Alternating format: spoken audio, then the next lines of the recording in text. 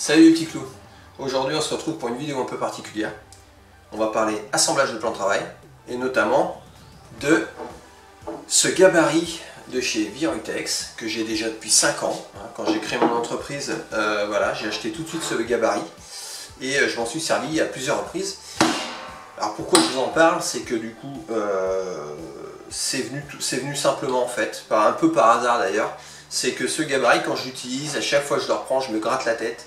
Et je me dis, mince, déjà comment ça fonctionne, déjà il y a des trous partout, voilà. Je sais jamais, il y a des refs, il y a des lettres dans tous les sens, je sais jamais, j'en prends toujours la notice, je mets toujours, je mets toujours quelques minutes avant de recomprendre et ça me saoule parce que j'aimerais bien à chaque fois le reprendre et m'en positionner directement comme il faut pour faire mes usinages. Alors, d'abord, je vais vous expliquer comment est venue cette vidéo. J'ai contacté la marque Virutex. Je leur ai demandé s'ils avaient un document un peu plus détaillé sur l'utilisation de ce gabarit. Ils m'ont répondu non. Voilà, il y a la notice et la vidéo qui est sur internet. Et moi effectivement, on a échangé et je leur ai donné mon sentiment sur la vidéo qui existait déjà, qui était un peu vieillotte et puis qui n'était pas très intuitive, quoi. On voit le truc en place mais on ne comprend rien à où il a placé ses plots, qu'est-ce qu'il fait, comment il mesure, on sait rien. Donc j'aurais dit ça serait peut-être bien de faire une vidéo, ça pourrait être sympa. Et donc en échangeant avec Virutex, on m'a dit bah, si tu veux faire une vidéo, pourquoi pas. Au contraire, de quoi tu as besoin? Alors moi j'ai dit j'ai pas besoin de grand chose, parce que j'ai déjà tout en fait. Donc du coup, en échange, bon c'est du donnant-donnant, c'est du partenariat, on m'a envoyé des ventouses. Les ventouses, je vais vous expliquer pourquoi, à quoi elles servent et dans quel cas elles servent surtout. Et on m'a envoyé une mèche 12 que de 12, diamètre 12 que de 12. D'abord, procéder par élimination. D'abord, avant de faire quoi que ce soit, quand on commence à usiner, on met ses EPI, le masque, les lunettes et le casque, ça c'est important. Les ventouses, on les utilise uniquement quand on a un support déjà propre, d'accord, qu'on a les ventouses propres et qu'on a un support non rugueux. Celui-là, c'est pas la peine. Il y a un minimum de relief, ça marchera pas, ça va entre guillemets ventouser pendant quelques minutes et après l'air va finir par s'échapper, ça ne marchera pas. Il faut vraiment un support très lisse. Donc là, sur le support par exemple, sur celui-ci, c'est à bannir. Par contre, sur un support plat et lisse, c'est vraiment génial, quoi. Il vous faut une mèche de 12, que de 12, diamètre 12 que de 12, avec, moi c'est une mèche à plaquettes, je trouve que c'est très bien les mèches à plaquettes. Il vous faut des petits plots, mais ils sont fournis normalement avec le gabarit de mémoire. Il vous faut une mèche de copiage diamètre 30 extérieur, qui s'adapte à votre défonceuse, quelle que soit la marque, on s'en fout, il faut une machine puissante et une machine quand même, je dirais, pour moi, il faut une machine assez lourde pour que vraiment on ait vraiment de la stabilité, quoi. Maintenant, on va regarder en quoi consiste ce gabarit. Ce gabarit va vous permettre de faire des assemblages de plans de travail, les assemblages à 90, donc la petite virgule, pour faire l'empreinte mâle et l'empreinte femelle, pour créer un emboîtement parfait sans jour, sans joint. Il va vous permettre également de faire les assemblages à 45 quand on a un plan, un autre plan et un plan on va dire en diagonale, je ne sais pas comment vous dire, en diagonale pour faire un plan à 45. Donc ça c'est vraiment très bien, même si c'est de plus en plus rare d'avoir une plaque de cuisson par exemple dans un angle, mais ça arrive encore de temps en temps. Il va vous permettre également de créer les clés d'assemblage qui vont vous permettre, c'est ça les petites clés d'assemblage, hein. C'est des assembleurs de plans de travail. Ça c'est ce qu'on a sous le plan de travail pour faire l'assemblage des deux plans qu'on vient d'usiner. Donc on crée une empreinte sur chacun des plans, on met cet assembleur entre les deux, on serre et les deux plans de travail se resserrent et permettent une jonction parfaite et quasi invisible. Et on va également pouvoir faire un rayon. Alors le rayon, c'est par exemple, on a un îlot central. Là je voudrais ici avoir un rayon pour éviter d'avoir à me cogner quand je passe devant, parce que ça fait un peu mal d'avoir un angle, et puis pour les enfants en bas âge qui ont la tête à la hauteur du plan de travail, c'est quand même mieux d'avoir un arrondi qu'une arête franche à 90. Donc on va pouvoir créer un arrondi à l'aide du gabarit. Pour ça il va falloir décoller le champ droit, le champ gauche, et on va faire notre usinage et recoller proprement un champ qui va reprendre l'arrondi du plan de travail. Voilà, donc j'espère que les explications sont claires. Maintenant on va passer à l'usinage et j'espère que vous allez bien comprendre ce que je vais tenter de vous expliquer. Donc voilà, moi je t'explique comment je procède. Je procède de cette manière-là, c'est-à-dire que je mets un bout de bande cache, ici un bout de bande cache là, sur lequel je vais indiquer quel est le mâle, quelle est la femelle, donc femelle ici, mâle ici. Et donc ces deux scotch qui sont là juste pour vous montrer, ceux-là je ne les mets pas habituellement. Ces deux scotch, celui-là en fait, donc la femelle elle va se retrouver de cette manière-là, avec une petite virgule ici. Et sur le mâle, on va venir usiner juste la virgule. Et en fait, ça va permettre à ces deux parties de s'emboîter l'une dans l'autre, de manière à être vraiment nickel.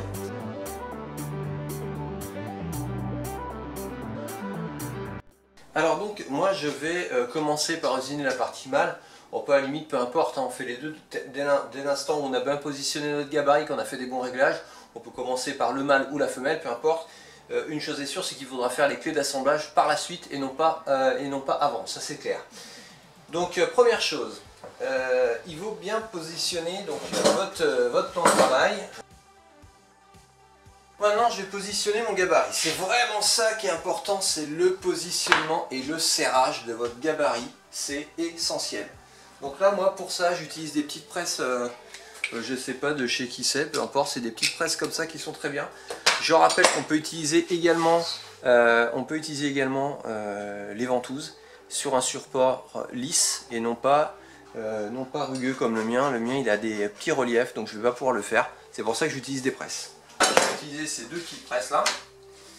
Et pour pouvoir être sûr que je vais bien positionner mon gabarit, je vais d'abord positionner les deux plots. Je suis sur le mâle. Hein. J'utilise d'abord les deux plots que je vais venir loger dans le repère B. Il y a deux repères ici. Donc les repères B. Le repère B me permet de venir plaquer mon gabarit contre mon plan de travail. Deuxième chose à faire, donc là maintenant c'est relativement simple, hein.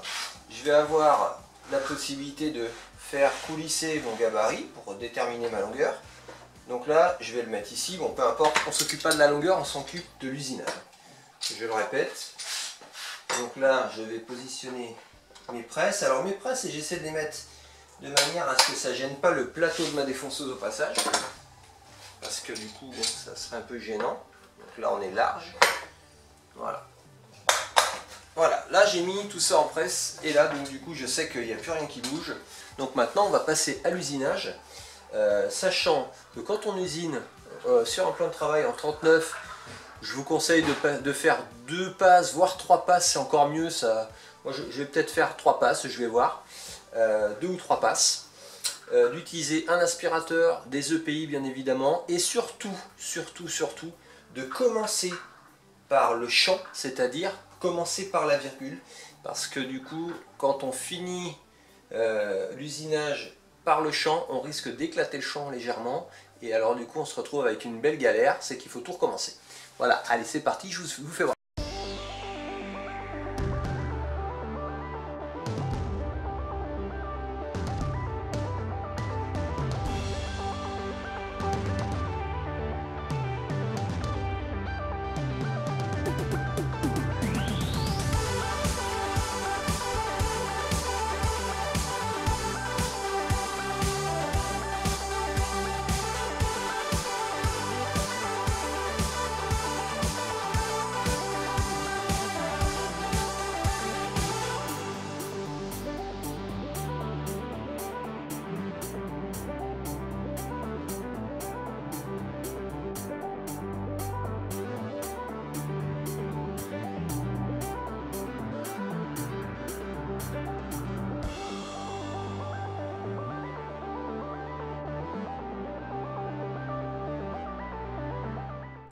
Donc maintenant qu'on a fait notre partie femelle, notre partie mâle, pardon, il va falloir qu'on vienne faire l'encastrement ici. Donc ça veut dire qu'il va falloir usiner une partie femelle.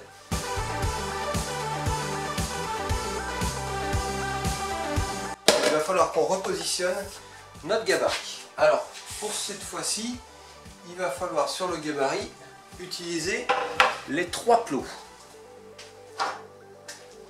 Alors, j'ai créé un repère 62 parce que mon plan de travail fait 62. Mais en fait, c'est maintenant que je vais en avoir besoin. Puisque je sais que mon plan de travail fait 62. Donc là, vraiment, c'est important de mettre ce repère-là. Voilà, parce qu'il est vraiment parfaitement. Voilà. Donc là, on sait que c'est chambuté, c'est bon. Et donc mes repères, là, c'est facile aussi, c'est plutôt bien fait. Donc, mes 2 repères, là, ça va être les repères du C. C et C. Il y en a 3, donc c'est à vous de voir. Plus on met sur l'un, plus ça tient bien. Donc voilà, j'ai mis C là et repère 62. Repère H si votre plan de travail fait 60. Repère 62, fabriqué maison si votre plan de travail fait 62. Repère 65 si votre plan de travail fait 65. Pour un plan de travail en dessous de 65, il faut utiliser la pièce fournie, c'est cette pièce-là exactement. Voilà, je l'avais sortie en plus. Il faut utiliser cette pièce-là, qui va se glisser là, visser, et qui va vous permettre de pouvoir régler votre butée latérale. Moi, je ne l'utilise pas parce que je n'ai jamais l'occasion de l'utiliser déjà. Donc la même chose que tout à l'heure, il va falloir qu'on arrive à positionner nos presses de manière à ne pas gêner la défonceuse.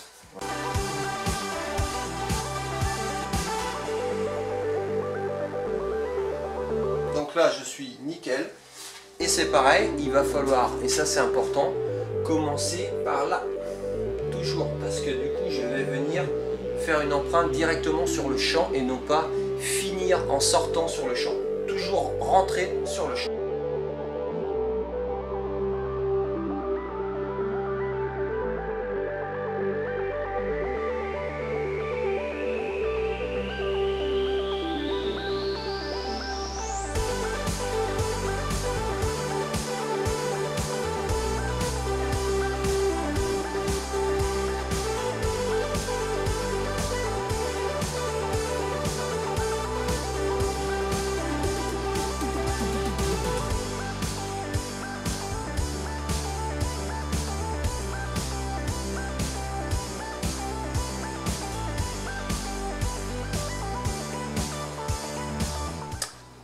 Donc voilà, une fois que l'assemblage est fait et qu'il est correct, donc là il est correct, il va falloir qu'on fasse maintenant nos réservations pour les clés d'assemblage.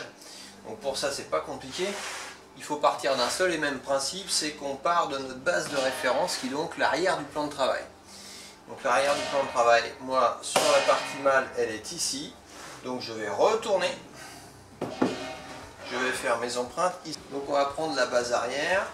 Et puis on va positionner, donc d'abord effectivement on va se positionner en D.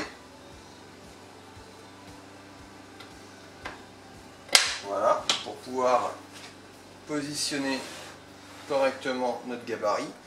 Et puis là on va se mettre, par exemple, on va se mettre sur le 62. Le 62 que j'ai usiné tout à l'heure, parce que moi mon plan de travail fait 62, donc je vais me prendre cette marque là, ce qui va me permettre de faire ici un usinage et ici un usinage. Voilà. Alors on pourrait très bien le faire sur d'autres bases, c'est-à-dire que si vous vouliez vraiment le faire plus près, si vous vouliez en mettre 3, vous pourriez faire 3 fois, donc peu importe, moi je pars sur 2 et je me crée une base à 62. Comme ça j'ai vraiment deux trucs complètement pareils. Je ferai la même chose de l'autre côté, ce qui va vraiment me faciliter la tâche. Donc allez, c'est parti. Maintenant il va falloir effectivement que je passe encore sur des tréteaux, parce que pour maintenir l'ensemble ça va être encore la galère. C'est parti!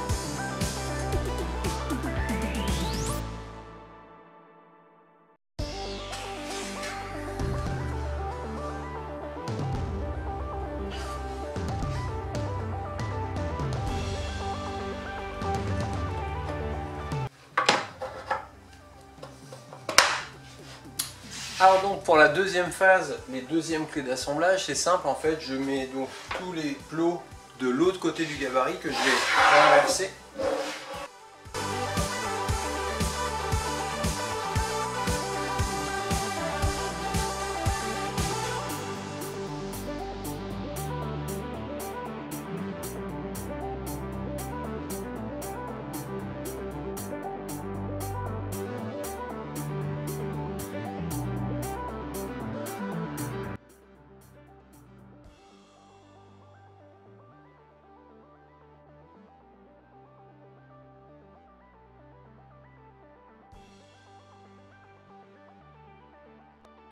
Donc là, moi, je prends une clé à cliquet, plate, et je fais le serrage. Alors, je n'ai pas mis de colle à bois, bien évidemment, c'est pour l'exemple. Mais sinon, évidemment, il faut prendre de la colle à bois, idéalement de la D4, pour pouvoir faire un plan bien étanche. Et vous allez voir là, une fois qu'on a serré, bon, ça se fait effectivement par le dessous, hein, pas par le dessus. Voilà, en règle générale, le plan de travail est déjà posé. Là, j'ai fait mon assemblage. Voilà. Et il n'y a plus qu'à affiner tout ça. Vous voyez que l'assemblage est bien, il est propre. Il n'y a plus qu'à affiner tout ça au niveau du serrage. Et on a quand même, voilà, un assemblage de qualité, quasi invisible. Bon bah ça y est les petits clous, moi j'ai terminé ma vidéo. J'espère que la vidéo a été claire, que les étapes ont bien été bien décrites. J'ai fait vraiment tout ce que je pouvais. C'est vraiment pas facile de faire une vidéo comme ça. Mais du coup, parce que c'est pas évident de trouver les angles pour filmer et tout, je suis désolé s'il y a des choses que vous n'avez pas bien vues. N'hésitez pas à m'envoyer des messages. De toute façon, je répondrai sur la chaîne ou sur Insta. Il n'y a aucun souci.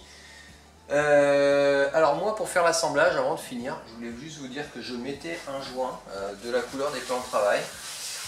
J'essaie de trouver des références. Alors j'ai des références de beige, de gris foncé, gris clair, gris moyen, et après on a du noir effectivement. Donc avec toutes ces couleurs là, on arrive à réunir un panel assez large en faisant éventuellement des mélanges selon les coloris des plans de travail. Et ça rend vraiment sympa. Donc je vais vous montrer juste après. Je vais bouger la caméra. N'hésitez pas à laisser un petit pouce, tout ça évidemment. Enfin, vous connaissez la musique, ça fait toujours plaisir. Allez, je vous emmène voir de plus près. Donc comme je te le disais, tu vois, en vue de plus près, voilà ce que ça donne. Un assemblage de plans de travail, c'est comme ça. C'est comme ça et c'est comme ça. Voilà, tout simplement. Alors il faut quand même savoir que les deux plans de travail sont deux références différentes. Là j'ai un chêne vintage de chez Fournier et là j'ai un Bardolino de chez Fournier également. Donc forcément ils sont pas pareils et pourtant au niveau de l'assemblage, et bien voilà, on n'y voit quasiment rien, c'est génial. Donc voilà. Alors j'espère que la vidéo vous aura plu. N'hésitez pas à vous abonner à la chaîne, ça fait toujours plaisir. De laisser un petit pouce, de partager. Bon, je sais que cette vidéo, elle n'est pas dédiée à tout le monde. Mais en tout cas, voilà, j'espère qu'elle a été assez claire. Et encore, je vous le redis, n'hésitez pas à me laisser des commentaires. Je répondrai sans aucun problème. Alors, je vous dis à très bientôt pour une prochaine vidéo. Salut les petits clous!